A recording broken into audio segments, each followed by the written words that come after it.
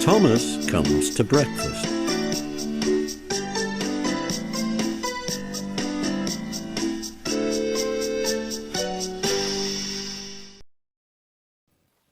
Thomas the Tank Engine has worked his branch line for many years. "You know just where to stop, Thomas," laughed his driver. "You could almost manage without me." Thomas had become conceited. He didn't realize his driver was joking. "Driver says I don't need him now," he told the others. "Don't be so daft," snorted Percy. "I'd never go without my driver," said Toby earnestly. "I'd be frightened." "Pooh," boasted Thomas. "I'm not scared." "You'd never dare." "I would then, you'll see." It was dark next morning when the firelighter came. Thomas drowsed comfortably as the warmth spread through his boiler. He woke again in daylight. Percy and Toby were still asleep. Thomas suddenly remembered. "Silly stick in the mud," he chuckled. "I'll show them.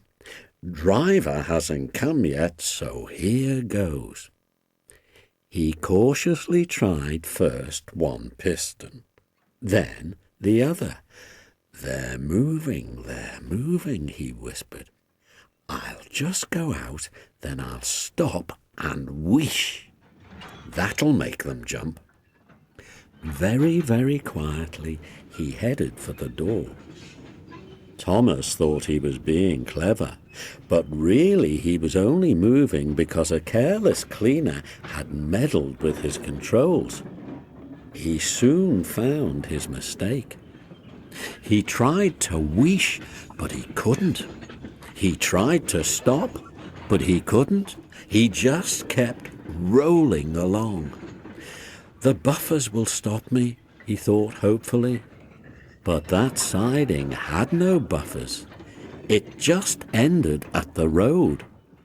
Thomas's wheels left the rails and crunched the tarmac. "Horrors!" he exclaimed and shut his eyes. He didn't dare look at what was coming next. The station master's family were having breakfast. They were eating ham and eggs. There was a crash. The house rocked, broken glass tinkled, plaster peppered their plates. Thomas had collected a bush on his travels. He peered anxiously into the room through its leaves. He couldn't speak. The station master grimly strode out and shut off steam. His wife picked up her plate. "You miserable engine," she scolded.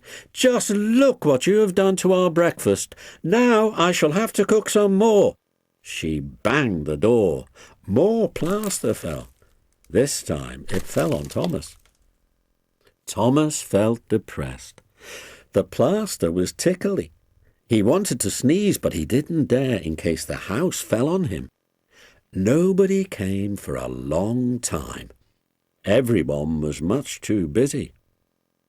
At last workmen propped up the house with strong poles. They laid rails through the garden, and Donald and Douglas, puffing hard, managed to haul Thomas back to the yard. His funnel was bent. Bits of fencing, the bush and a broken window frame festooned his front, which was badly twisted. He looked comic. The twins laughed and left him.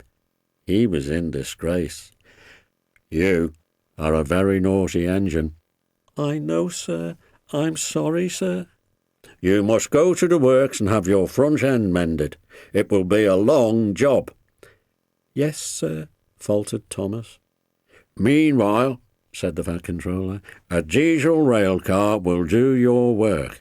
"A diesel, sir?" Thomas spluttered. "Yes, Thomas. Diesels always stay in their sheds till they are wanted. Diesels never gallivant off to breakfast in station masters' houses." The Fat Controller turned on his heel and sternly walked away.